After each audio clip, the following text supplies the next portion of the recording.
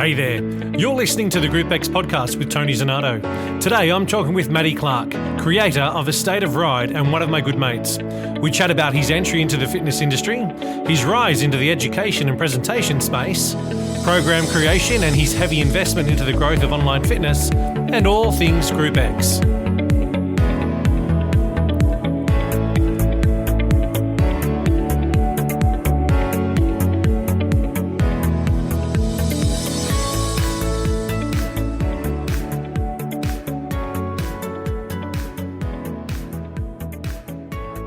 Matty, thank you for joining me on the show, mate. I appreciate your time and I appreciate you coming on to have a chat with me.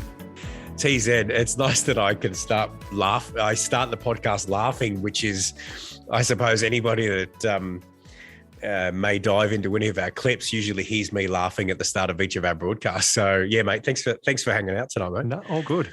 Hey, how did you get into the fitness industry? Where did it all begin for you? All right. Buckle up, you're in for one heck of a ride. In my early 20s, I had a bit of an accident, just an accident at home, personal injury.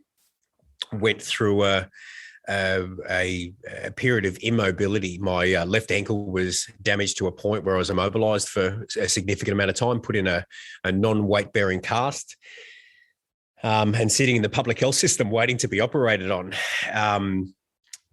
A time had passed and I'd sort of gotten through this initial obstruction to my life and decided that it was time to sort of start to get healthy.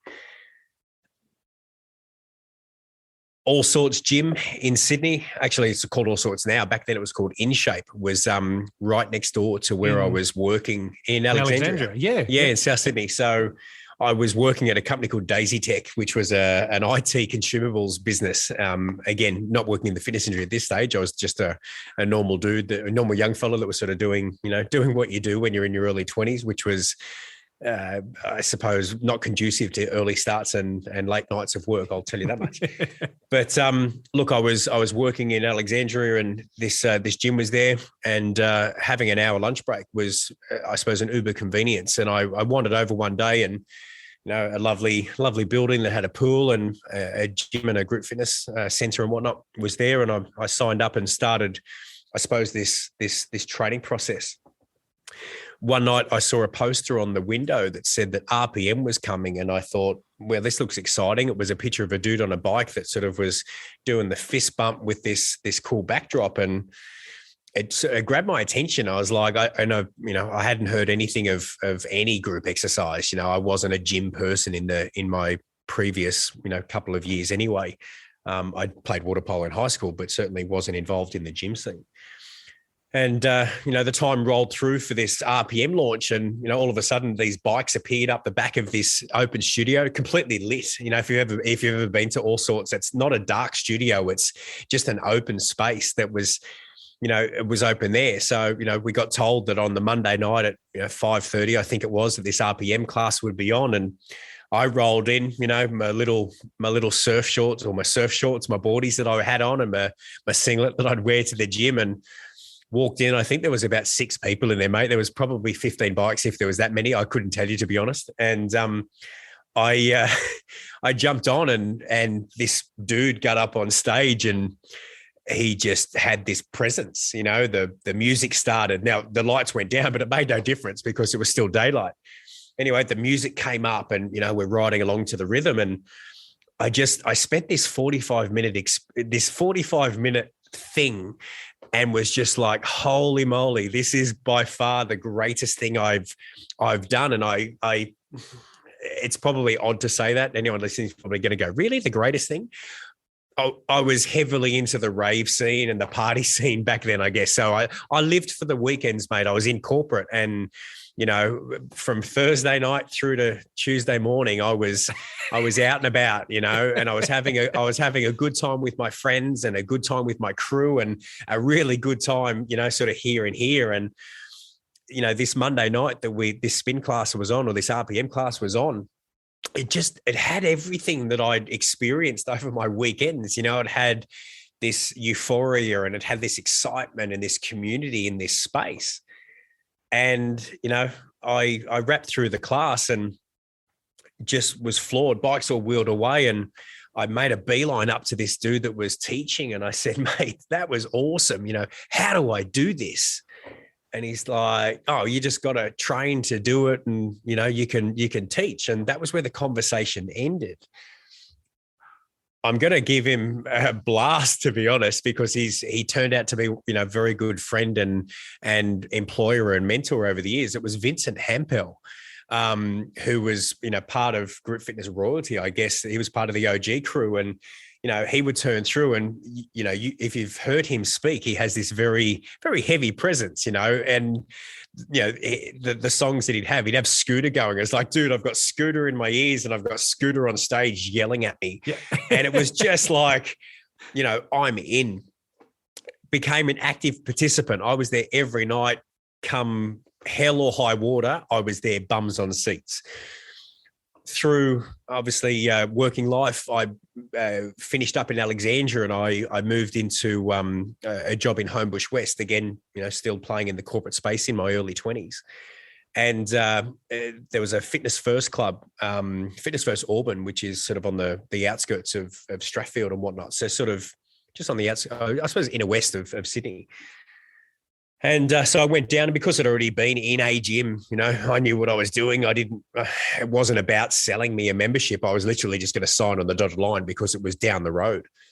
And I rolled in, signed on the form. And this is back in the days that they still had the post mix machines in there. So at Auburn Fitness First, you could rent DVDs, and you could, as you walk through, there was a little Schweppes dispenser. I think it was actually done by Pepsi. And you could actually go and fill up your drink bottle with fucking Lift or Sprite or whatnot. So I thought this was just the tits, to be quite honest. I'm like, this is awesome, dude. Like, I'm at work all day, doing my my shitty job. Shout to Tony, who I used to work to. I still buy stuff from him now. But I was working this job that was okay, and I was just, it wasn't you, Tony, and I just rolled down every afternoon and do these classes. And that because I knew what spin was or what RPM was, I was like, this indoor cycling stuff really it just ticks my boxes. First class, and on the board it says cycle. I'm like, oh, well, it's on a bike. So it's obviously something that's connected to what RPM was. They had a mix of both. And I just essentially got exposed to the team, and, we had a wonderful set of instructors that were in there that taught that taught singles or double sessions, and I was that one person that was there, there for the single class, boom, on, there for the double, boom, I'm on. Like, I was just hook, line, and sinker. I was turning up to this studio every night, no matter what. Monday to Friday, I was absolutely going to be there. And with me, obviously, still having active participation in club life, I was still enjoying music, and obviously enjoying all things that were around the entertainment side, I guess. And I turned up one night with a blank CD. So this is back when CD RWs were a thing. Yeah, yeah. And it's actually back when Napster was around. So for those of you in Sydney old enough to remember, back before Nova 969 was a radio station, it used to be a trial radio band, and Wild FM were broadcasting on 96.9. And it was great because you had this 3 to 6 months of like just new dance music that was being broadcast over Sydney. And, me being me was like, I've got to get my hands on some of this music, more so because I do enjoy I enjoy that process, and I enjoy music itself and sort of what it makes me feel. And so I started sort of downloading music and playing with Napster, and I think it was LimeWire at the time, which is the P2P stuff. And I turned up to a class one night and handed this blank CD to an instructor who I'd obviously built a relationship with over time. And she said, "What's this?" And I said, "Oh, it's a class." And she's like, "What do you mean it's a class?" And I said, "Oh, well, it's a spin class." I said, "It's 45 minutes of music. It's 8 songs. I've edited the songs. Yeah, good luck." And she's like, "Oh, well, I can't do it tonight. I'm going to have to go and learn it." And I went, "Oh, really? Oh, disappointing."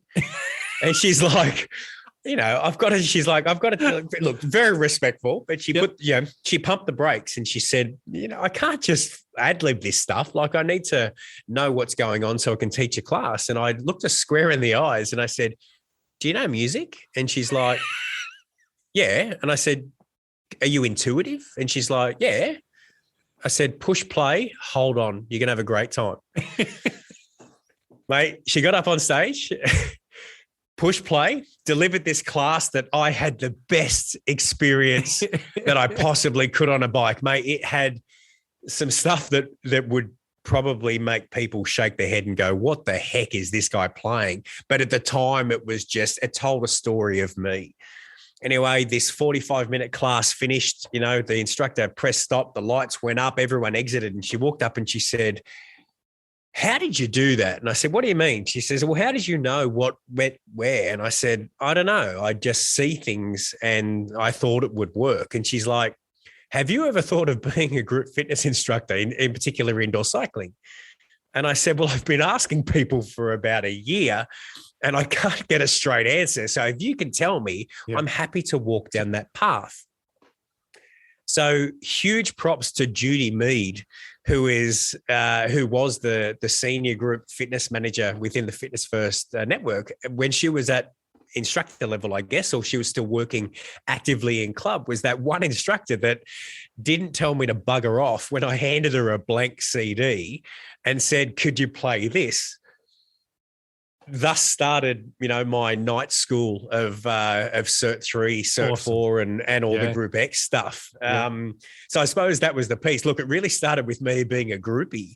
And then it sort of turned to a stage of I was the member that would burn CDs. Gosh, I sound old. Literally burning CDs. And I would burn CDs. So my first CD series that I was creating long before I was in instructor land was called Crank, because I wanted something, RPM obviously meant, revolutions per minute or raw power in motion, whatever the marketing happens to be. And I was like, well, at the time I was starting in my Ironman triathlon career. So I was like, yeah, Crank works. And I even bought a CD printer so I could print a label on the top. On it. And so for $30, an instructor was able to buy music from me out of Fitness First Auburn. So I was dealing out of Fitness First Auburn, but I was dealing music, which again helped me gain a little bit of notoriety, not only amongst the members that were in the group fitness studios, but also amongst the instructor team that was there. So we had some absolute legends of instructors and I suppose presenter royalty that actually taught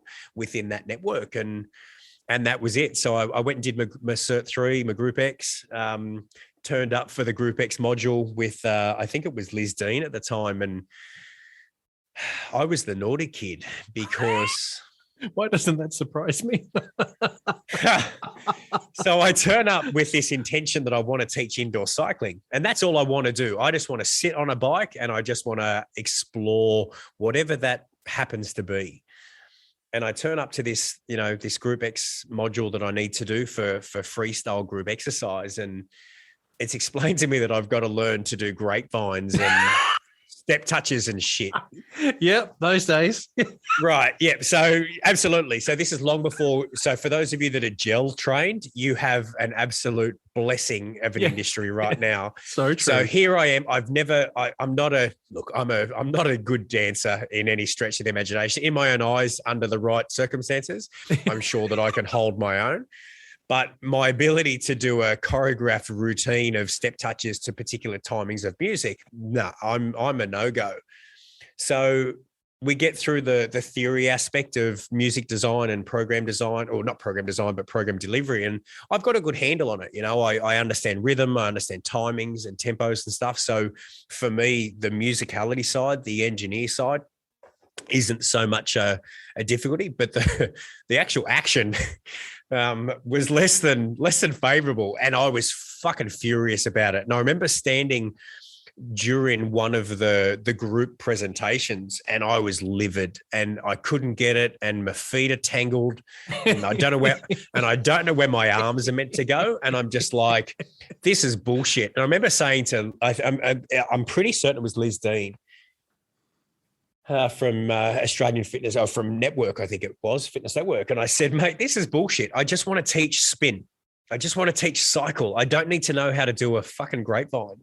And let me tell you, that didn't make me any friends on that day, because I was the only one that wanted to teach indoor cycling. And I was the only one. Oh, look, I was just the naughty kid. Let me just say I was the one that just didn't make any friends. So, I got through the weekend. Kudos to Liz for getting me through, and the team that were present over those couple of weeks or weekends that we needed to do. And I got certified. My next step essentially was then to dive down the instructor path for indoor cycling, and my introduction to Claire Norgate. I'm going to name drop quite a few tonight, Tone. I'm sorry. Go for it, mate. No, go for it. But Claire Norgate was running what was called Foundation Cycle. So you had two options. You could do RPM or you could do freestyle. And I turned up to do this module. For the life of me, can't remember the club. And there's this very I'm going to say extroverted introvert through Claire Norgate, an absolutely beautiful soul. And we had this 2-day, 20-hour course that was done. And it was all about expressions of fitness and understanding training modalities and, obviously the basics of bike setups and stuff like that. But it just had this different flair to it. And I was like, this is what I want to do. This is what I want to do. So, armed with my certification, I, waltzed back into my home club at Fitness First in Auburn, and I'm certified. Let's get cracking on this, and thus started my mentorship into instructor land.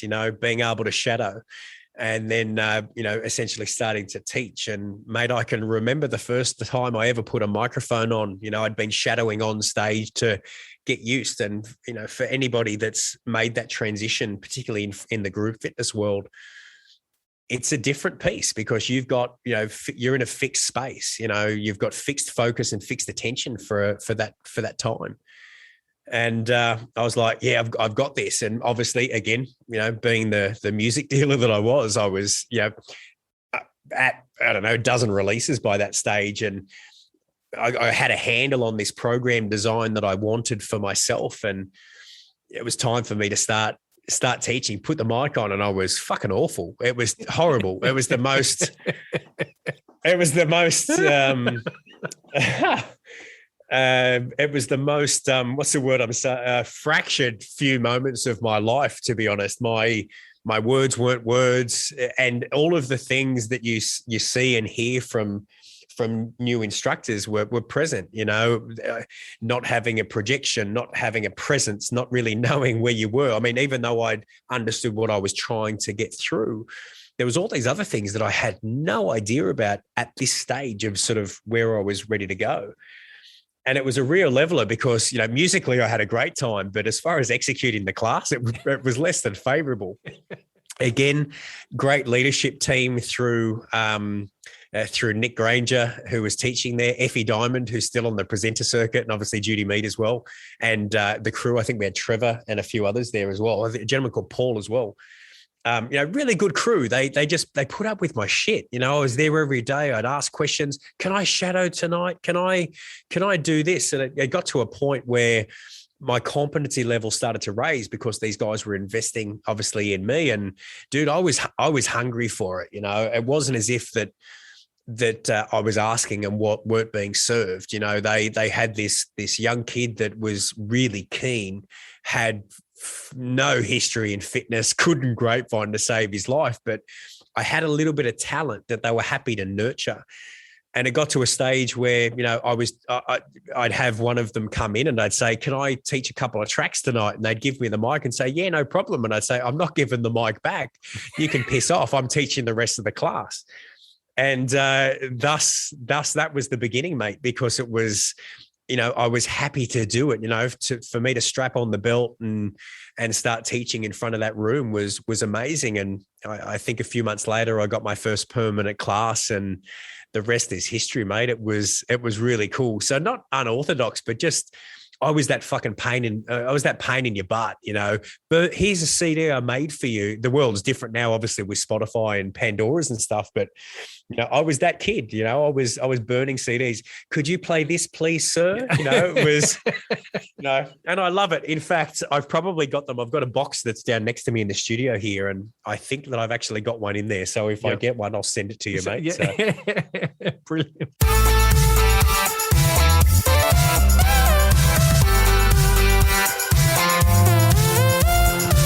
That's the long story of how I got started.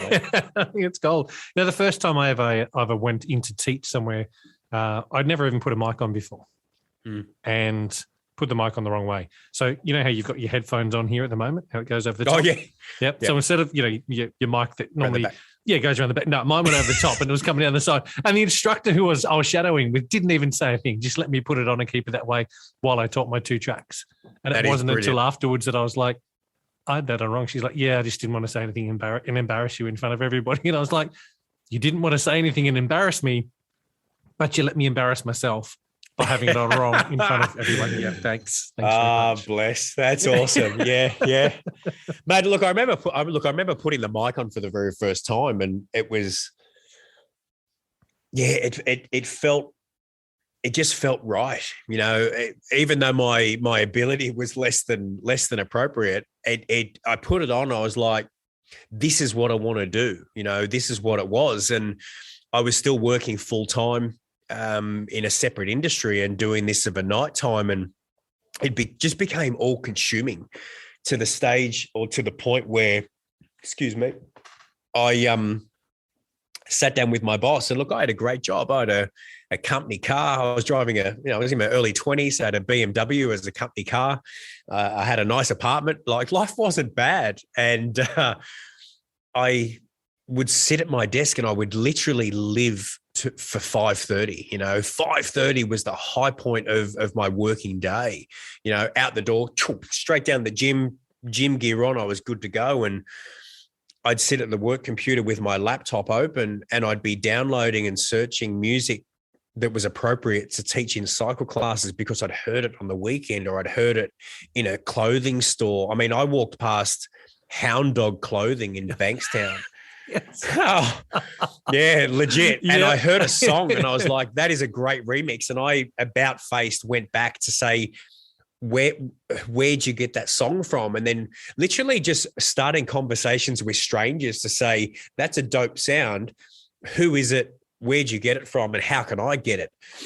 And it got to a stage where I was sitting at my desk and I was literally doing production work during my day job. And, you know, while the results were still satisfactory for me to keep my job, I was like, this doesn't float my boat anymore. I'm out. And my employer at the time was a friend of mine who I'd known socially before I worked for them. And I sat down with him and his wife and I said, look, I've got some news for you. I'm going to resign. It was only a small company of 5 of us.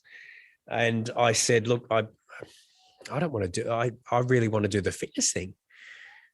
And they were absolutely, you know, mate, we'll support you with ever, you know, sad to see you leave, but happy to see you sort of pursuing your happiness.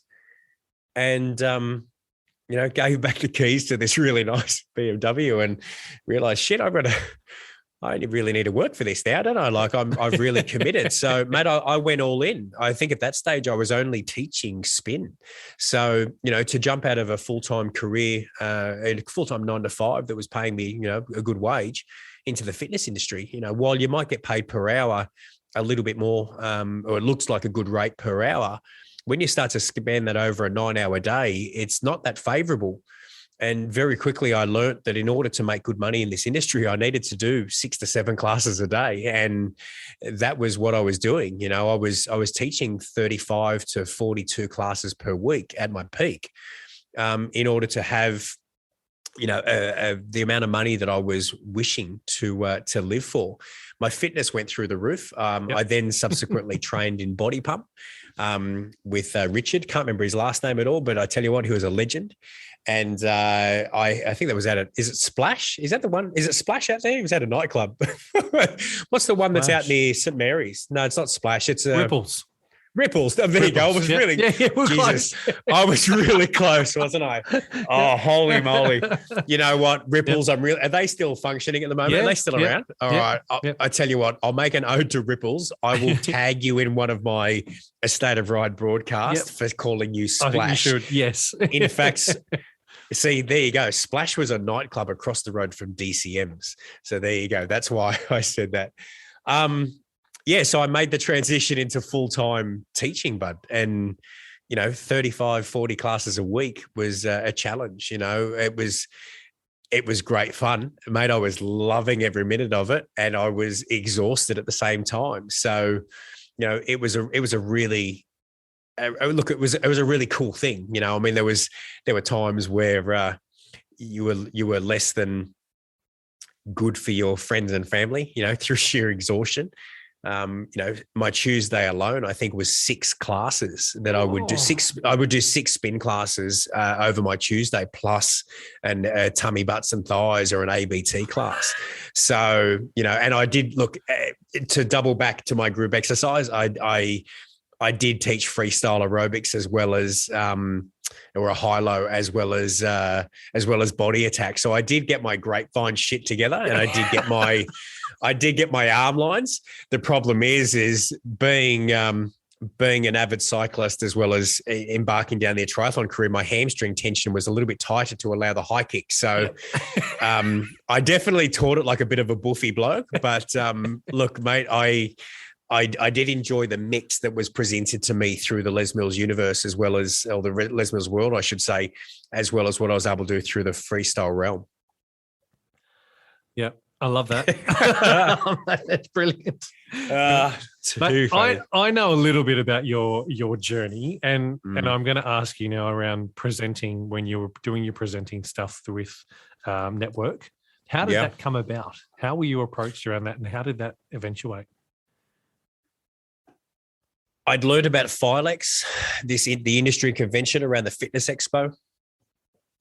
I got a discounted rate as being an employee, and turned up to my first ever Filex in whatever year it was. It might have been, I don't know, 2014, 2015. If it was even that late, might have even been earlier.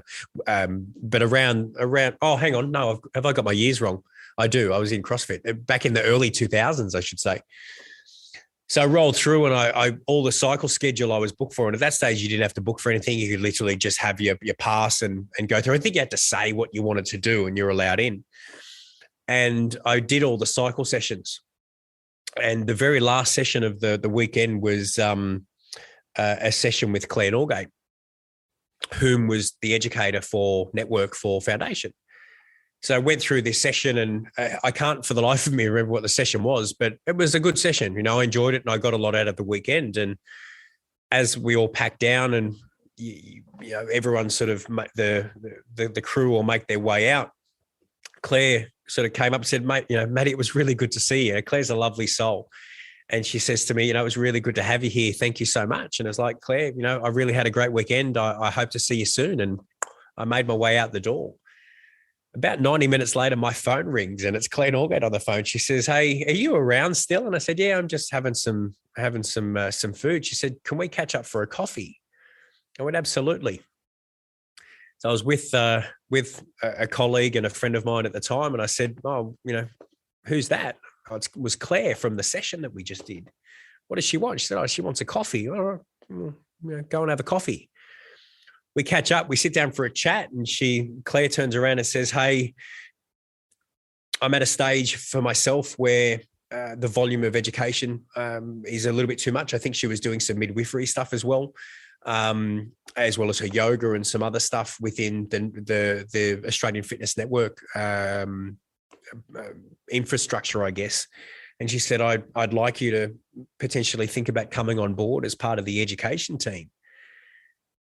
I'd love to be able to give you some development and also pass on some skills, and to be clear, you have some skills that I haven't seen, over my years of doing this within the education space. I'd like to essentially hand the reins to you. And I didn't know what to say. I was pretty humble about it and said, "This sounds amazing. Can I come back to you?" coffee finished, a quick hug and a kiss on the cheek and thanks for the chat. And I walked away and I was like a giddy schoolgirl, my heart's beating hard, my throat's in my mouth. And I'm like, shit, this is on. Like, this is really cool. Went back to my colleague and my friend and said, you wouldn't believe what's just been offered to me. And they said, are you going to take it? I'm like, you fucking bet I am. Yeah. I'm in. And thus started my my education process. So, I'm not going to say fresh out. I think I'd only been teaching for about 6 to 9 months. It was less than 12 months. And, here I am, find myself sort of co-presenting Claire Norgate's intellectual property, which was her foundation cycle program, and adding my flair to it. I came to the table with a whole bunch of stuff that I'd just sort of come up with in my own processes over the previous year, I guess, and certainly in that condensed first period of me teaching. And it was, I'm just going to say, a match made in heaven. I had the best time. We'd turn up at St. Leonard's, we do these 2-dayers. Claire had her lane, I had my lane. I was very much around a lot of a little bit of the execution side, but very much around the coaching model and song structure. It was a huge thing it was a huge gap that I noticed in the market, that there was not much education around that intuitive piece of music. And I just had these, spreadsheet after spreadsheet of ways to say things differently and ways that things can be done. And I sort of exploded the music side out to correlate it to how it rides as to how it sounds and how it's built. And we did that for, I suppose, an extent period of, a decent period of time. In that mix is when I suppose networks made the transition and they moved foundation away, or the foundation freestyle away, and they brought in Tomahawk ICE, or the ICE program, which was the indoor cycling experience. And we sort of all fell under this new brand and this new bike model that came through, and the team was expanded a little bit. And we had, very similar opportunities. Filex was still on. I think it was being presented between Sydney and Melbourne, and I enjoyed a period of time. I think it was through 2, maybe 3 years, sort of in that presenter circuit. I was lecturing at Network. I was doing the weekend seminars, writing articles for the Network magazine, as well as then being able to present through the Filex conventions, which was really, really cool. Essentially being paid to be put on a plane, fly to another state, spend a few days literally talking about shit you enjoy was an absolute dream. It was exactly where I wanted to be and what I wanted to be doing. So that's my entry, mate. I guess that was the initial point. Some really good humans that just believed in somebody that believed in themselves, which I think's really important. Really, really important. And to this day, Claire Norgate's, while we don't stay in contact as often as we'd like, there's still a real fondness in my heart. And one of my last Filex presentations was actually alongside Claire, long after we'd actually split up the band. We were doing something completely different each, and we came together for the purpose of a Filex presentation. And I guess that's part of the attraction to the industry as well. And some of the people, no matter what you do, you're connected by this piece in the middle, and indoor cycling for some is the most tediously boring thing on the planet. And for others, it's the most exciting. So, I certainly sit in the latter. Yeah. Mate, that's great. Thank you for sharing that. I appreciate that. Hey, What are you doing now? Do you like how I asked that? What are you doing now, mate? Yeah. Well, so my day job, I am the National Service Manager for Bodybike in Bodybike Australia in Sydney. We actually work alongside each other. I was going to say, here you've got a top bloke you report into. I have a really good time, mate. I'm working with friends. So, look, I'm sure that it's clear. Everybody knows that you've been with Bodybike for the last 5 years, and obviously you've got a relationship with a heap of people. And prior to that, through Les Mills. So my day job is I work with yourself and Lee Smith and Paul from Bodybike. On the tools. That sort of happened accidentally more than anything else. In order to say what I'm doing now, I need to wind it back a little bit. towards the end of 2020, I actually sold a CrossFit gym. So I left the group fitness industry in the early 2010s. I think it was 2011. I had to make a swift exit from the group fitness realm for professional reasons, and needed to, wanted to stay in the industry, but needed to just essentially take another path where we wasn't quite working the way that it needed to be. And I decided to open my own gym. Had great success in the CrossFit affiliate space. I was one of the sort of early adopters in that space, running my own business, having, a boutique studio, I guess, dealing with contractor staff and full-time staff and whatnot. And enjoyed that right up until sort of when COVID hit. Through the journey of 2020, which I'm sure we'll explore, I decided to exit the CrossFit space and move back into essentially group fitness, having not taught group fitness for 10 years. And I find myself at this point in time, as I said, working full-time for Body Bike. And I have a brand new program, indoor cycling program called A State of Ride, which has essentially gone from being a passion project vision, which is a bit of a throwback to where I was when I first started in my career, to now being this fully fledged identity in the fitness space, not just in Australia, but worldwide. And it probably sounds a bit odd that I say that. It sort of sounds like I'm blowing my own trumpet, but it's been a wonderful transition, I guess, in my own personal life, and I guess also my professional life, to sort of get a second chance in the presentation production space for group fitness. So yeah, A State of Ride is my most current position that's active within the fitness industry. And if it all goes the way that I would like it to, it'll be the one that sees me out of the fitness industry as I turn into an older man, over the coming decade or so, mate. Tell me more about A State of Ride there, man. Tell me what it is. I mean, I know what it is, but I want you to tell me and tell listeners exactly what A State of Ride is. So the thing that drew me to group fitness and group indoor cycling was essentially the experience. For me, it seemed to be a bit of a mental crossover of the exhilaration of live performance, the experience of live performance, be it concerts and nightclubs and parties or even cinemas and live sporting events. And throughout my journey as a younger instructor and younger man, a lot of the verbiage that I use and a lot of the things that I use to inspire me are based on my real life experiences, be it as an athlete or be it as a young man doing young man things. And I saw this time, it was early 2020. COVID had just shut down the fitness industry, or shut down the world, to be honest. And I was bored.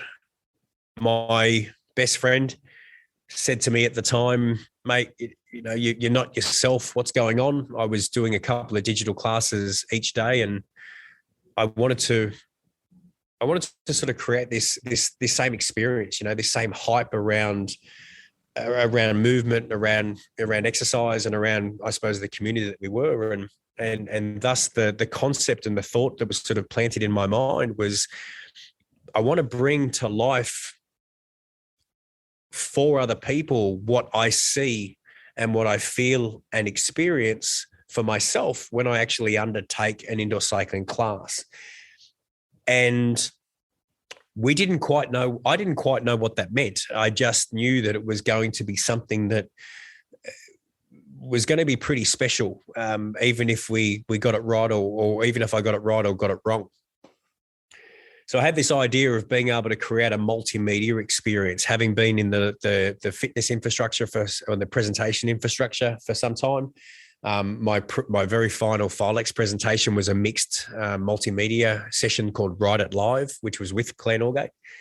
So I sort of had a little bit of a leg up in that. I'd already sort of presented this, music-based group exercise class with some sort of media background that matched for the purpose of the experience. And I was like, shit, I think this has got something in it. So armed with a whole lot of time and not a lot of money. In fact, no money. I threw up on social media that I was going to do this thing called a state of ride.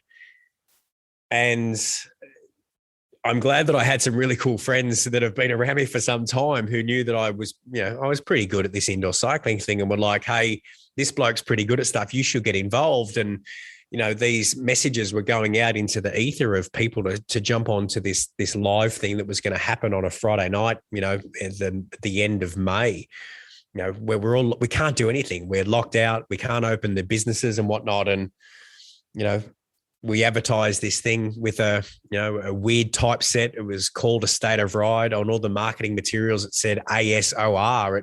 It was nonsense. It didn't mean anything. If you read it, ASOR, what's that? Anyway, we did this.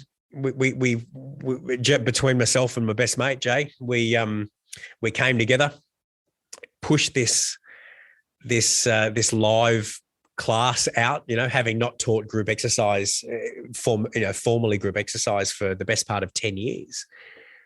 And it was everything that I ever wanted from an indoor cycling class. It had the enthusiasm, the energy, it had the adrenaline. It had everything that I wanted it to be, at that point in time. We locked the stream off. Jay flicked the lights on for the factory, and I covered my face and I burst into tears, just filled with this emotion of like, oh shit, here we go. It's on. And the Estate of Ride concept of mixed multimedia, live, interactive, indoor cycling was created. And I suppose what you see today is probably something that was envisaged. Is that even the right word? Envisaged? I can't even say it. It's something I thought of. There you go. I mean, to all of your listeners, I'm an idiot. Far from it. You envisaged it, mate. Yeah, that's it. Good. Thank you, mate. I can't look. I do have my drink in front of me here, so yeah, I thought of it. Yeah, I'm a bullfed. So everything that happened on that night was things that I'd thought this would be cool. Yep. And with a changing world, a changing fitness landscape, and an operational limitation as far as we couldn't do things face to face, it was just, that was the beginning. At the end of that live class, my messenger blew up with a whole bunch of people that I'd never met before that obviously tuned in just to see what the hell was going on. And at that point, people were saying, how do we get involved? How do we pay you?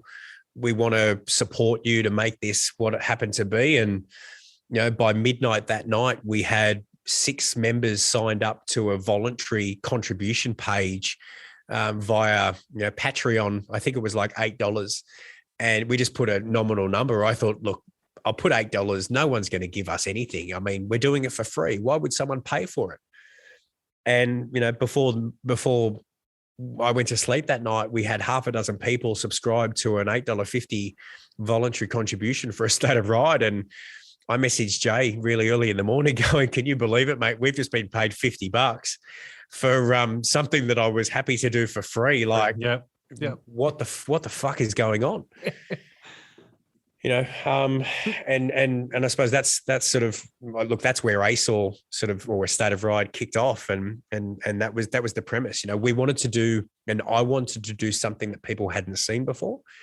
And I also wanted to explore the breadth and depth of fitness content production, be it either live in person or live online.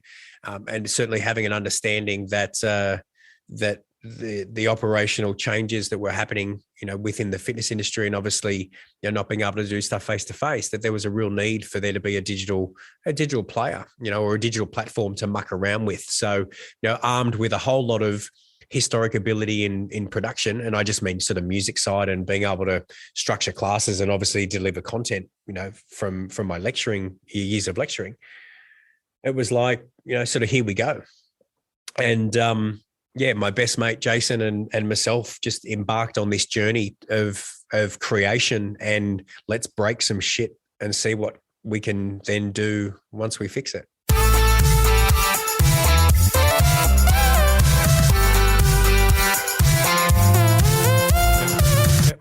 So we're 15 months in from when you started. Yep. What's happened? Where releases? What's explain it? Explain. Go into more detail, mate. There's people out there that want to hear, and so do I. All right. So, yeah. Okay. So A State of Ride essentially started as a single masterclass. A State of Ride release 1. It has 8 tracks. After that first show, my best mate Jay, who was the paneler at that stage, I used to call him my panel operator. What such disrespect, eh? You know, your best mate. He's my panel operator. Jay, you can punch him later. I love the man. He's such a beautiful human. So he says to me, mate, what are you doing through the day? And I said, I'm doing 3 Zoom classes with CrossFit. All my equipment's rented out, other than walking the dog once a day. That's it. And he's like, do you reckon you could make 1 a week? And I said, look, maybe 1 every 2 weeks. And he goes, do you reckon? I said, yeah. And he goes, okay, deal. Make 1 every 2 weeks. Let's see what happens. We don't know when lockdown's going to end. Let's just start. All right, mate, here we go. So the production sort of train started, and we were producing 1 release every 2 weeks and doing the live broadcast every Friday night, 7:30 p.m. Rain, hail, shine. It was being undertook, and it was happening. We're 15 months down the track. The program universe for A State of Ride has expanded beyond its original sort of cause. It kicked off initially within the 50-minute format. Indoor cycling has sort of sat in that 45-minute window. It's something that I've had a bit of an issue with for the most part of my group fitness career, particularly through group fitness management. But it is what it was. So A State of Ride, and given that it was online and it was my fucking program and it was my live stream, I could do whatever the hell I wanted. So I decided, you know what, I'm just going to push this sucker out to be 50 minutes, you know, like body pumps 55 minutes, body attacks 55 minutes, boxing's 50 minutes or 55 minutes, indoor cycling's 45. Fuck that. I want an hour. Like I want to do a full gritty hour. So with us being sort of 15 months in and realizing that A State of Ride as a 50-minute program is certainly valid, we find ourselves sort of sitting at release 21, where I'm actually producing release 22 at this stage. So 15 months, and we've got 22 full releases of A State of Ride. Now, these are fully formatted, pre-choreographed, pre-formatted, fully guided, you know, instructionals are on board. We've got 22 releases. Now, comparing that to obviously what the industry understanding of the market happens to be, you know, we're essentially 5 years into where we would be if we sat on a similar sort of expressive timeline. But what's happened over sort of the most recent 6 months is I saw that we have a 30-minute market, and we also have an extended market as well. You know, being somebody that's very performance orientated from spending my time in the CrossFit space, I was like, well, you know, we've got this cool format that sort of sits in the box as a comparable piece for instructors and members. What if we shorten it, and then what if we make it longer? What happens? So A State of Ride is being joined by 2 program extensions, be it XP, which is our Express Performance program. You can see where that came from. Yeah. And then Enduro, which is our program extension. So, you know, we wanted to push a program that was sort of 65 minutes plus, you know, probably pushing more to the hour quarter, to try and tap into that market. One of the very fond memories I have of teaching within the group fitness space and the club space was my Saturday high performance classes. You know, we had a 4:30 or a 5 p.m. class, and again, you know, you had a particular crew or a following that would be in there, but Saturday afternoons were my absolute highlight. You know, you had your mums and dads that were in there because the kids' sport was already done in the morning. This was their moment to get an hour of exercise or whatever. And I just thought, shit, I'm going to explore that. So, you know, we've extended and produced not only A State of Ride 21, but we've also produced the XP program, and we're now backfilling the catalog of XP, as well as extending the newest releases and then backfilling the old stuff with Enduro. So we're producing new content each week, a new State of Ride program each month, and a new XP and Enduro as well. So within a 5-week cycle, we're actually producing 3 unique programs for instructors to adapt to, subscribe and be able to deliver in whatever capacity they see fit for themselves. Yeah. So it's available for instructors as well. Yeah. So look, a little bit of history, I guess, that hasn't been mentioned is after my my couple of years at Network, I had a really cool opportunity to work with one of I'm just going to call him the godfather of group fitness. I was working at Bondi Platinum Fitness First. Look, some people will love or hate Fitness First, and that's cool. Everybody's experience is unique. For me, I went all in. I was teaching at, I think, 8 or 9 Fitness First clubs at the height of my teaching and presenting. And I used to teach a couple of days at Bondi Platinum. It was back in the days when all the presenters were there. Pete Manuel, I think Shannon was over there. Look, all of the crew were over there. And I used to teach a Monday morning and a Friday morning classes, an early and then a mid. And I was sort of blessed to share opposite studios in all of my time slots to Mike McSweeney, who, for those of you, all of you are GROUPEX guys. I mean, he's the man, right? So he's the guy that brought Body Pump to the world as well as RPM. And, I'd roll into the studio and look, I was well aware I was teaching Body Pump at the time. And one day I was teaching a cycle pump, and then the other days I'd do the opposite. And just through sheer timetabling luck, Mike was always opposite me in the studio. So if I was in the spin room, he would be in the adjacent studio teaching Body Pump, and then vice versa on other days. And, I'd see this guy that would walk in every day, and Mike's an interesting character at the best of times, but look, a real genuine human being. And I'd walk in, this young fella just had a job to do, and I was loving what I was doing. I was racing Ironmans, and Mike would walk in and be like, "G'day, bud." And I'd be like, "Yeah, Mike, have a good class." And he'd say, "Yeah, no problem." And we'd just go our own separate ways. Yep. And one day my phone rings and it's Mike, and he says, Matt, it's Mike. Can you call me back? And I shit myself because I thought, oh Christ, fuck, what have I done? I'm a creative, so I'll take the format that you give me, and I might massage it a little bit if I don't think that it's adequate.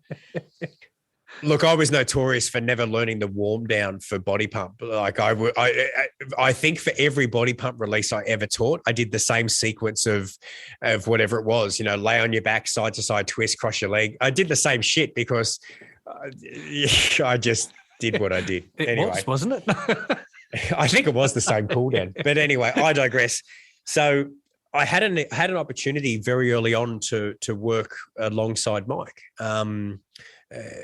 I think he'd left Les Mills at the time. He was living in Bondi, and I had a really unique opportunity to actually work side by side creating fitness programs. I think he was doing some stuff privately and through the US. And I got an opportunity to be schooled in a particular fashion. And I learned some intricacies that were really, really valid. They were sort of some of the gaps that I didn't learn through my time at Network. Now, not to say Network had not done a job, but it was different sides of the coin. Yes. And after much, sort of deliberation and years with Mike, I actually produced an indoor cycling program in the early, I'm going to say late 2000s. That sat in the pre-choreograph space just when the PPCA laws changed, and it was called Ride. So Ride came to the market simply as a music product. Again, I became a music dealer. I was producing cover versions of popular music to sit in the space. I could see that indoor cycling as a market was going to suffer probably worse than the others because it's not tempo driven. It's not consistently tempo driven like high-low. Yeah. High-low's 128 beats a minute or whatever it needs to be. Yeah. Cycles got variations of cadences and RPMs and BPMs. So armed with a little bit of knowledge that the PPCA laws were going to change, the group fitness was going to change, that the Les Mills music availability was going to be severely limited for the Australian market, I decided that I was going to become a fucking music producer. And I set up a record label and reached out to a handful of music producers long before Fiverr was a thing, long before anything was anything. And said, look, I've got a little bit of money and a whole lot of fucking desire. Can you help us make an exercise program? And thus, I suppose, to sort of say where we are now with producing materials for A State of Ride actually stems from a time that I had in production and education as a CEC education provider for indoor cycling, back in the late 2000s, early 2010. So yeah, A State of Ride. We've taken the long journey, haven't we? A State of Ride essentially is a instructor resource. I've created the platform, I guess, and the structure of the class, and we now produce choreography booklets for each release that are able to be used and disseminated.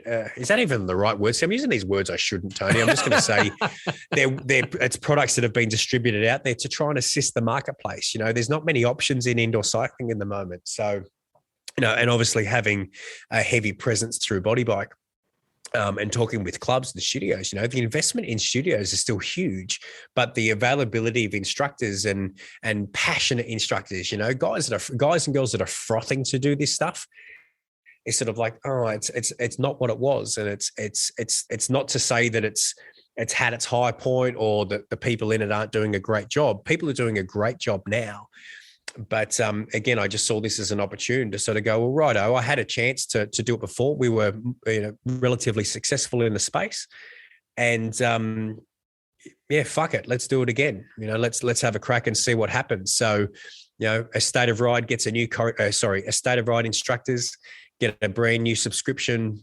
automatically each month. XP instructors get an automatic subscription and a download of all their materials. And then Enduro, which essentially is just A State of Ride with an extension of a couple of tracks and an addition of one more. So I've tried to keep the same foundation, but there's some things that change. The choreography might be slightly different. The manners, the mannerisms, and the coaching language. For sure. While it's consistent to riding a bike, there is some subtle differences. So, XP was designed to be a shortened version of an indoor cycling class that pays homage to A State of Ride, but doesn't sit in the hit space. So, it's a shit ton of work. I'll be honest with you, Tony. It's a lot of work, to do 3 choreography booklets every 5 weeks means I spend a lot of time in this seat, to be quite honest. But it's a hugely enjoyable process. And at this stage, we've got a whole bunch of instructors and clubs all around both Australia and the world that are using the resources and finding a renewed passion for the studio, finding a renewed passion for indoor cycling, and thus seeing a very positive return of members, in their clubs, in their studios. And obviously with the challenges that we face around restrictive trading and the adjustment of the landscape, moving to the digital space as well. So yeah, it's a whole lot of fun. And 15 months, dude. Actually, no, it's probably a bit longer than that now, April. So yeah, 16 months since we started the process. We've slowed it down a little bit, but we still do a reboot and a redux. So one of the big things that we pushed through was the fact that we have this content that we produce, but being able to go back and film it again with the subtle differences. There's little nuances each class. So, if anybody was coming along for the digital experience, even though I might have the same music as last week and we were still producing what we were doing at our highest standard available to us at the time, because I don't script anything. It's rehearsed in the sense of I know what I'm planning to say, but it's not scripted to a point where I can just say the same thing on repeat. So, we've found that by doing that week to week, gave me a little bit more time to explore the variations within the music and the program design, and thus then expanded the minds of the people that were tuning in, both participant level and instructor level, to know that you can have a consistent program that's formulated for you, but you can still find your own performance expression inside that. And you can also find your own coaching expression. And that's really at the depth of what, a State of Ride from an education standpoint is really trying to achieve.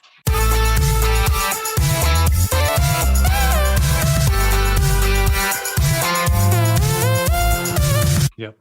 Okay. So let me just get this right in my head.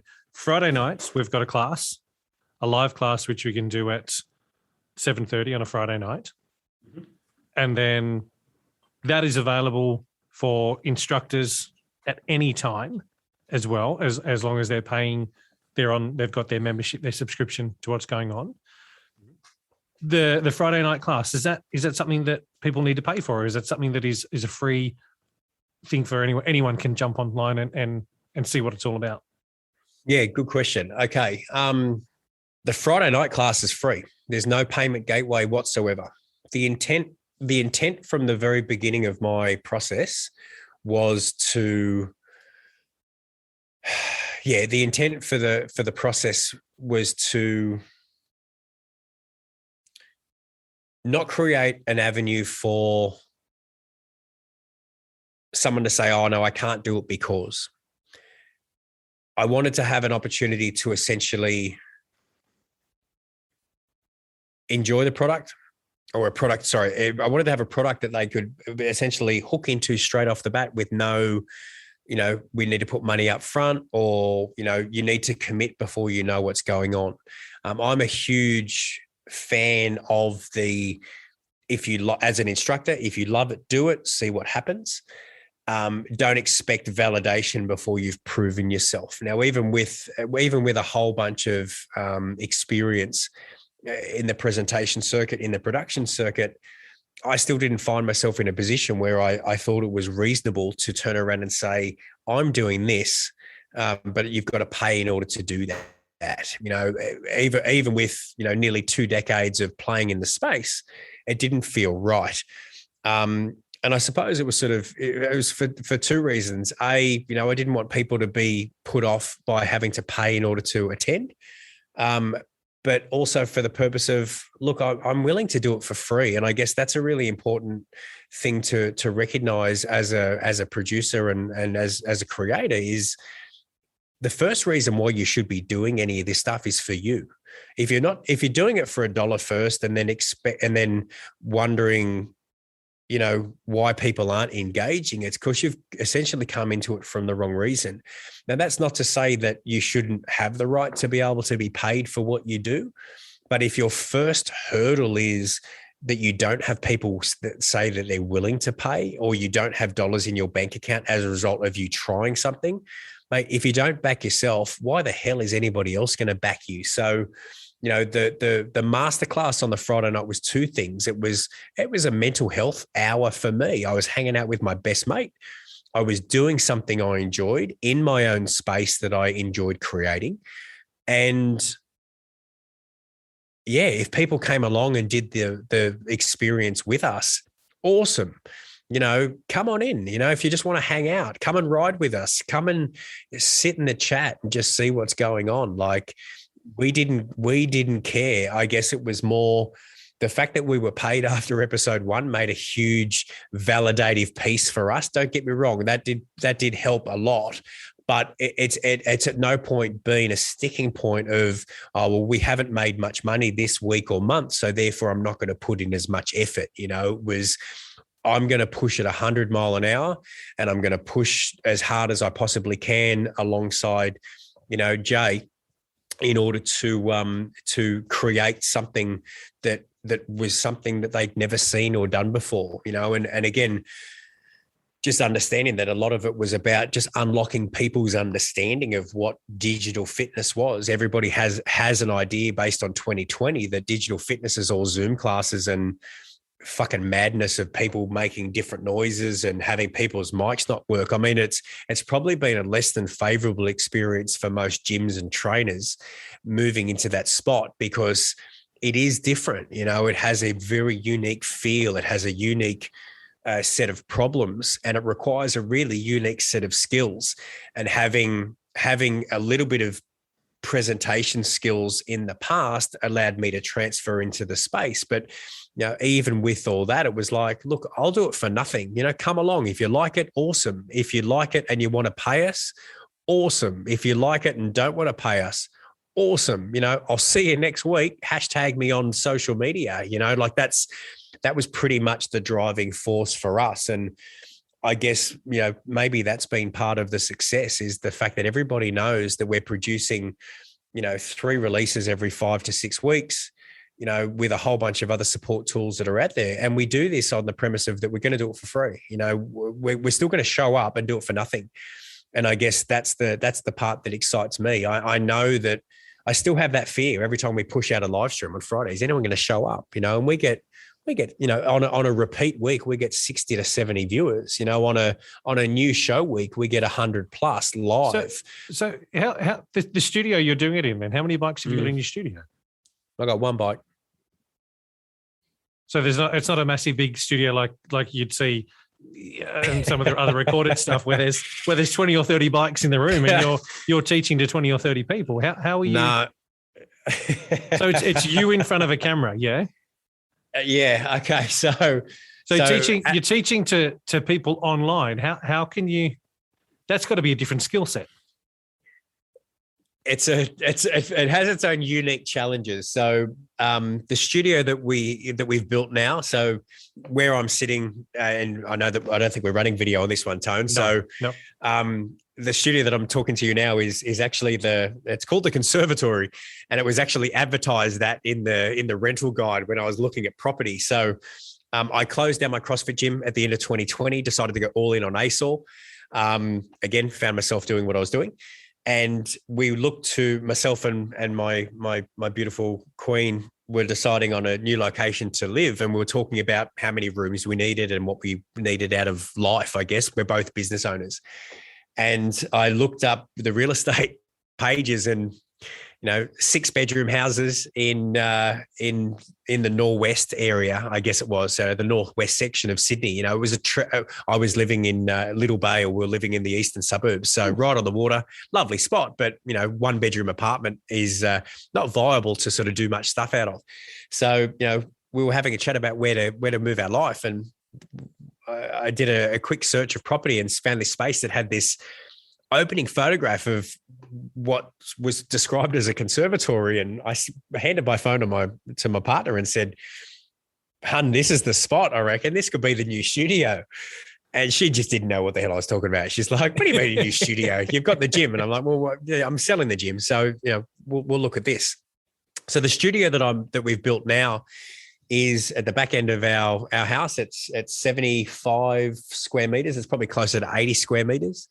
I've got a single bike that's in front of a 55-inch flat screen television that repeats the information that's actually broadcast out online. So we've got a computer console that's got 2 screens and then a third screen when we go live on the Friday night that repeats, and then we have the monitor that faces me. So I'm essentially teaching to 4 cameras that we've set up as part of the console. And I've mentioned his name before, Jace, who I said was my panel operator when we first started.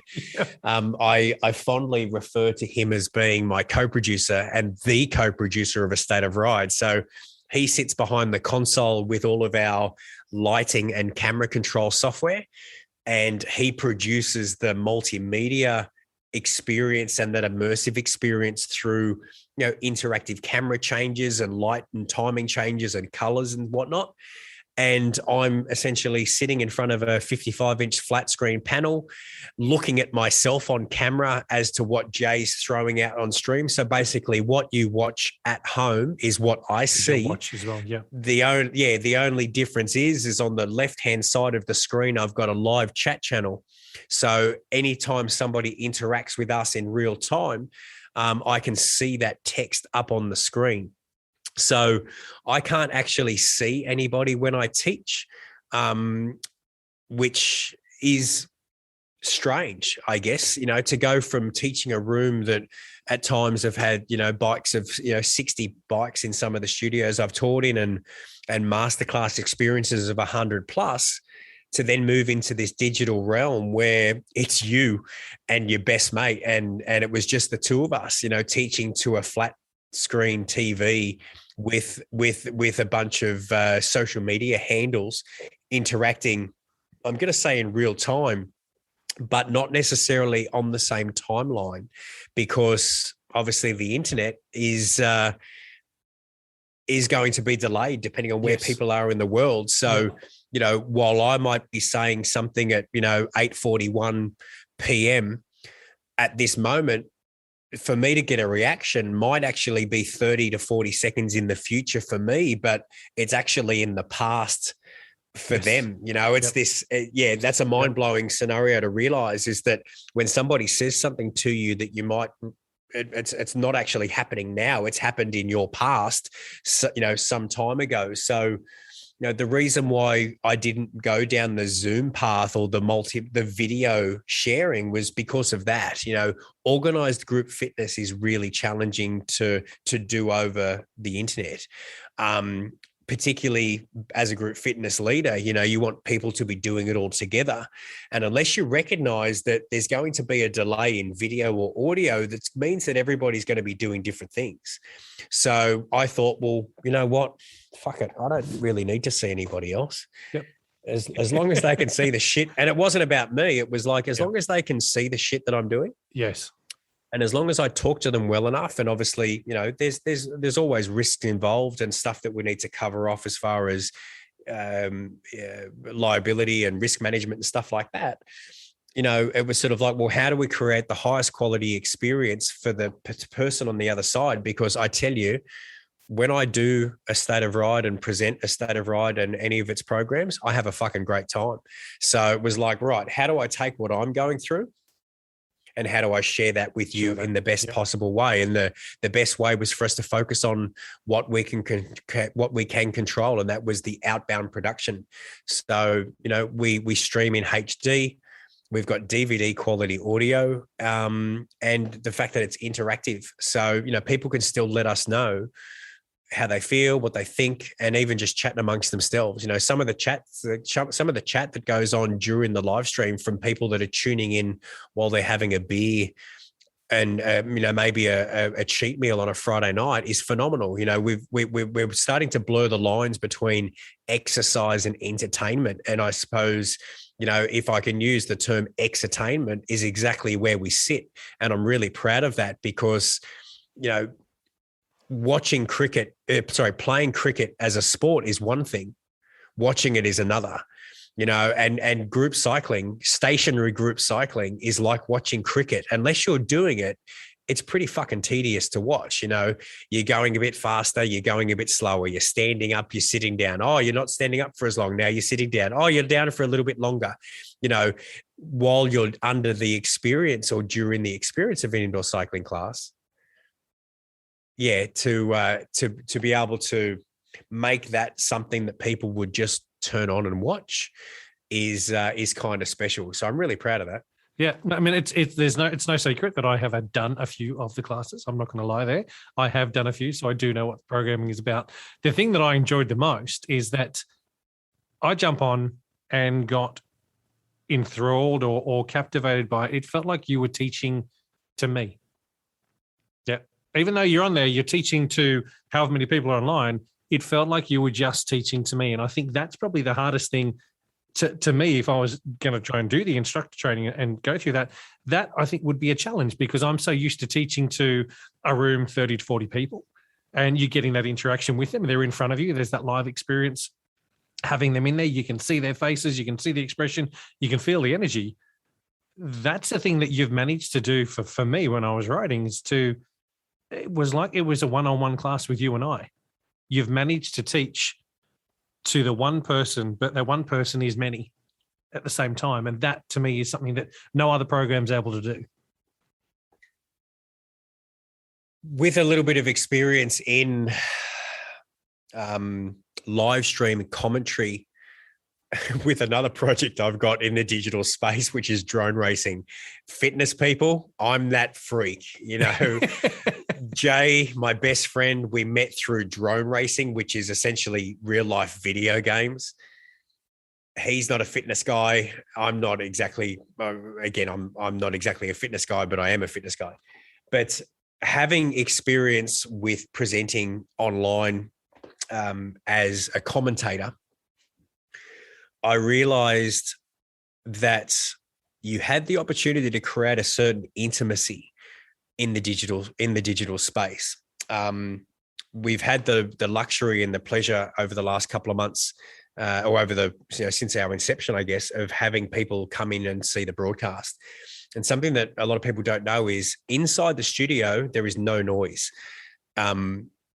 It's completely quiet. Well, kind of. It's quiet except for the things that I say, and generally my squeaky left cleat. And it's got nothing to do with the bike. It's my fucking shoe. So inside the space, and so when you watch the live stream, you've got all this media going on. There's music, there's coaching, there's visuals. But inside the physical space, there's no noise whatsoever. I've got headphones on because we're trying to minimize the feedback loop that can potentially happen through having music played live. Because we don't have a sound engineer here, well, we do, it's Jay, but he's also my lighting engineer. He's also the construction manager and set designer, and he's also the creative director. So I've got one guy that wears a whole bunch of hats. We needed to remove problems. So, I wear a set of headphones with a microphone on it. My music pipes into my ears. And something that I realized probably about 6 months into the project, particularly as we're getting set up, is I'll put my headphones on and we've got some warm-up music. It's just some pre-show shit just to sort of get us, I've got my stuff to do and Jay's got his. And because Jay sits at the desk doing his stuff and I'm faffing around doing my things, we've both got headphones. I can't hear anything but Jay, and Jay can't hear anything but me. So even in the midst of being at home with a 4.5-year-old, 3 dogs, 6 cats, and, an extended family that live under the same house, we're able to insulate ourselves for the purpose of a pre-show and setup very, very well by going into this cone of silence as such.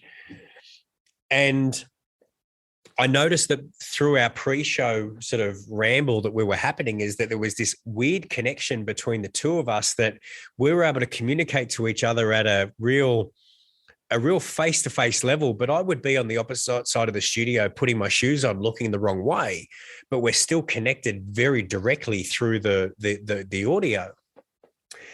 And so thus changed my coaching model from being group fitness to one-on-one group fitness.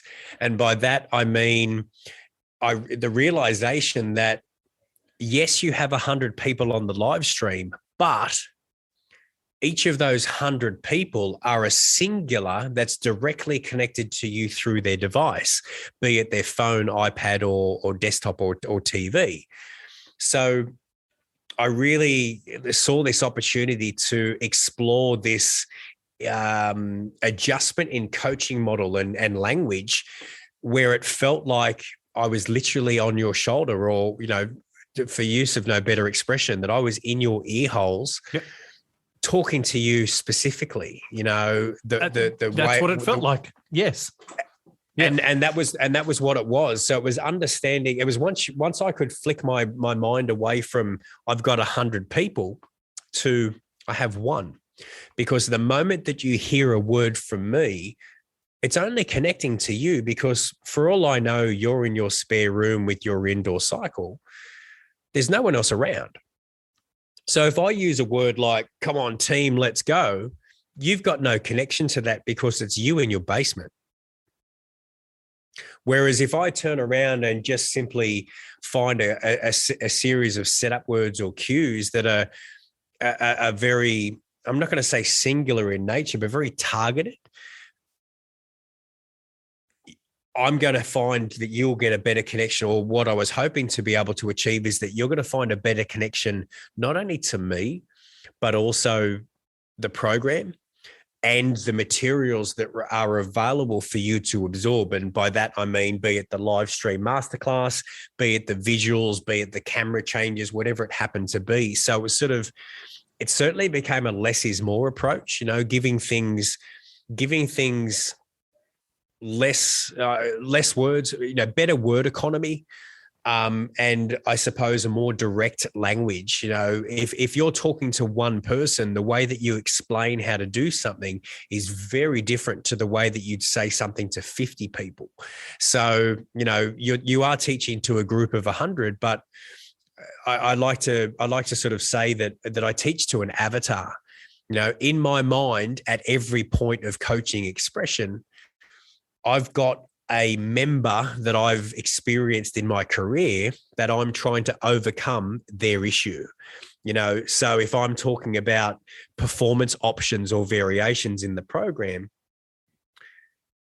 in my mind, I've already got the avatar that I'm trying to talk to.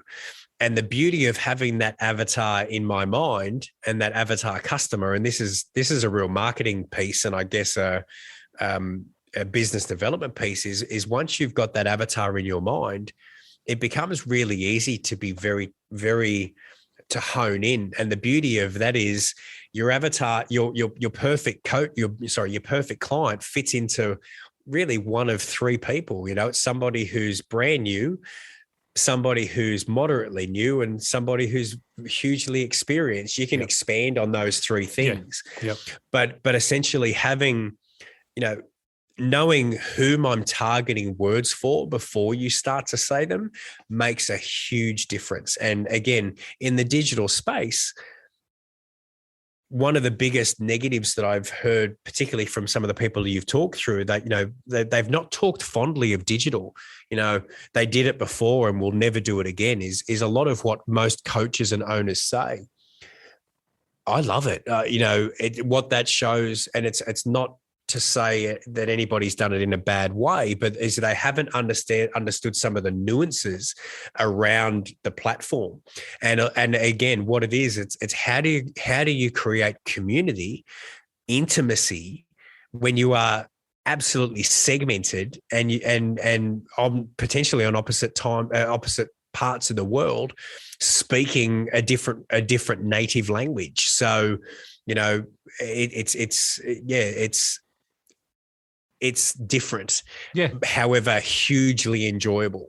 Something that I've enjoyed of late is I think in Enduro 21, there's 90 seconds where I don't say anything. Yes, there is. Yes. I think it's close to 90 seconds. It's somewhere between 60 and 90 seconds. Yep. And there's a section in the class where I actually don't say a word. And we run both an audio, we do a video replay, and we do an audio replay. That's a real fucking scary thing for a lot of instructors, to say nothing. And particularly to say nothing when you have a fixed location camera on a fucking screen. The desire to fill up void with just nonsense words is so present because you're exposed. Where do you look? What do you say? Oh shit, I need to provide value to who's on the other side. So I'm going to fucking waffle on and say a whole bunch of stuff that may or may not be appropriate. And I just mean as far as fitting for the piece.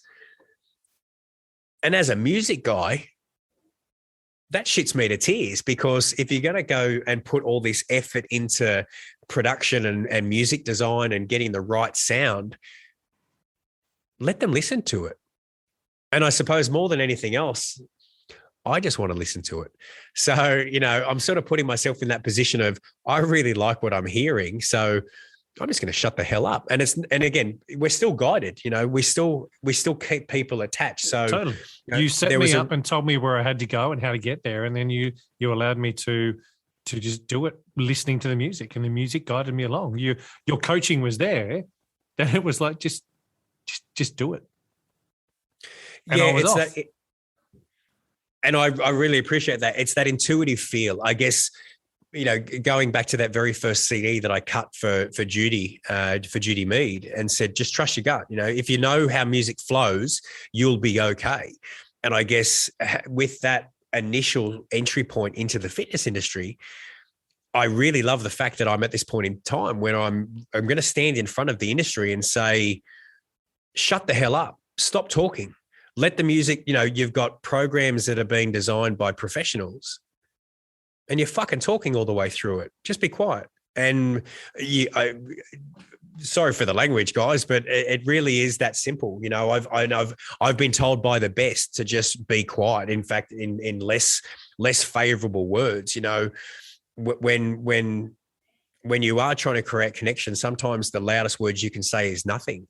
The digital space, it's new and different. So understanding that it's a nervous time for people to work through and to try and figure it out, but there's a real good way to do it. And I'm not saying I've got the perfect way to do it, but what I've done is I've found a way that matches my personality, and it matches what I wish to express for A State of Ride, and the programs that fall within the universe. So look, if I can be an example, maybe for instructors to take, awesome. I'm not saying that it's the best way or it's the only way, but it's the way that I've been able to create a program that has a whole bunch of people that choose to tune in and then choose to pay. And then obviously another layer that then, want to be able to display this and use it in their own clubs. So yeah, look, it's an interesting time. And from what I can gather and from what I can see through my own investigations, there's nobody out there that's sort of guiding the market in this spot. Gyms are closed and group fitness has been pulled. It's everyone's moving to PT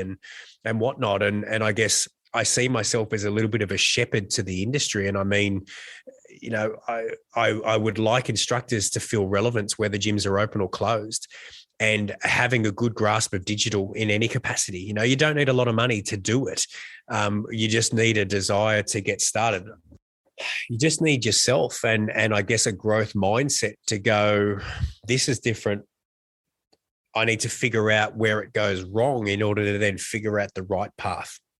And I guess that's where we find ourselves right now. It's a matter of, let's break some shit and then see what works. And look, there's been some sessions that haven't quite come off as good as I'd like them to, but I'm going to say that the average value of what we output is significantly higher than what's expected. And that is, I suppose, our push for better at each time. So, navigating the digital landscape is going to be something that really, really, really will be a big push from us as we move into the education and training space. I want to, the objective is to have an education program out for A State of Ride before the end of 2021, to give people the confidence to move into the online, in the online realm, because if we don't create a opportunity for money to be made at instructor level,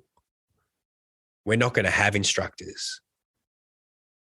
It's all good and well to have a couple of handouts here and there to keep people from going hungry as such. But, if as an instructor, how much enthusiasm are you going to have if gyms are open, gyms are closed, and the first thing to go are your classes? You're not going to sit that up for very long, or your motivation's going to start to fall to the wayside. So, A State of Ride as an advocate for success, for itself and others, is to very much try and create a platform where instructors feel comfortable doing whatever the hell they need to do in order to get it done. And sometimes that's going to be learning a new skill and redeveloping old skills that they've had for many years. So, really, really fun times, and something that I'm really grateful to have an opportunity to do so. We had an opportunity presented to us for the tail end of this year, but statewide closures have shifted that to 2022. So, we will be playing in that circuit. So, keep your eyes and ears peeled for that piece, because online is a really cool spot, and particularly with the fact that I can do it from home, whether gyms are open or closed, and be the example. If I can have an instructor in their back room with a inexpensive setup, still able to create culture and community through the connection of a exercise program where they can make something, we all win, right? Gyms open, they're happy. Gyms close, look, they're not as happy maybe, but they're still active, and that is really, really, really important. Yeah. So, Matty, if people wanted to find out more right now, what's the best thing for them to do? astateofride.com is the home base for everything that is being done within the universe at the moment. Look, we're pretty open with everything, and you've heard me say the words we. My co-producer Jay, my best mate, we're very open about how we do things, where it started, what it costs, and like to help people through. Obviously, we have some intellectual property that we're not necessarily going to let out to the masses, but the fundamentals of what we're doing is stuff that is achievable by anybody. We've unlocked a whole bunch of behind the scenes content. I'm always turning for use of no better expression, turning the camera around and sort of showing people sort of what happens, when we're not producing. We call it a masterclass for the purpose of, I suppose, marketing more than anything else. But we wanted to, I enjoyed the masterclasses. I used to go with Les Mills. So it's like, well, shit, how do I bring this to the masses? So that's where that language came from. But we spend a lot of time sort of showing where it is and what it is we do and how we do things. We don't have an extravagant budget here, I guess. It's a shoestring budget, and we're financed by the people that support us. So, where we are now, we're still using, USB camera mics and stuff. USB cameras and, inexpensive equipment, but we've tried to find the best purpose through. So, for anybody that's interested, astateofride.com gives you the platform, whether you're riding at home, whether you're a group fitness instructor, or whether you're a club that wishes to affiliate with us in order to bring A State of Ride in. Mate, thank you for spending some time with me, and thank you for coming on and spending your Saturday night. God, what day? It's a Saturday night. Yes, I know, mate. I'm a day behind, mate. It is. Look, it's an absolute pleasure as somebody who is observing what GROUPEX, the GROUPEX podcast is coming and becoming. I'm going to be the first one to give you a big kudos here. You better leave this in. Congratulations on your 500 listens, mate. It's a huge win. I know what it was like when we got our first 100 views, and again, it was an amazing experience. So, mate, look, thank you so much for allowing me to come on and have a bit of a chin wag. For those listening at home, I'm sorry that there's a lot of expletives. I am what I am, I guess. And I'm unapologetic. Don't ever apologize for the language on this one. I tick the box that says explicit, and people don't like it. Yeah, tough luck. It is what it is. It's a candid chat with people I know in the industry. So, mate, thank you. I really do appreciate you. Listening and supporting the show as well. And 500, I never thought I'd get there, but I did. And, it's only upwards from here. So we'll see. And look, I know that we're wrapping it up, but I mean, that's exactly when we did release 10, I actually got, my partner, Jay's partner, my mum, we all partied at release 10. It was like, oh my gosh, can you believe we got to release 10, and that now we're at release 22. So mate, those first 500, when you first start when you start any project, and I guess that's the closing message for anybody that's listening to this, everything's changed. The world's changed. The industry's changed. There's so many little things that we can all say that are sort of catch cries and little cute phrases that get thrown around in marketing and sales pitches for people to grow your business. it's shifted, and having the confidence to back yourself and just have a crack at something that you've got a little bit of idea about, but you've got a lot of passion. And for me, I'm a passion guy. Seeing your passion come out with the GROUPEX podcast and hearing some of the legends that you've had on so far has been absolutely fantastic, mate. So yeah, to have little old me on, chin wagging with you about my rubbish is kind of nice. So, to everyone listening, thank you so much, guys. Just keep doing you, because the industry needs good people. And as far as I'm concerned, anybody that's listening to your podcast, mate, is a really, really good person. So, chin up. There's some good resources that are out there, and whether it be stuff with us or stuff with others, mate, it's a really cool. It's a cool time to be playing. Not without its challenges, but mate, it's awesome. The man with the golden voice, mate, is certainly you, bro. Love it, mate. Thank you so much.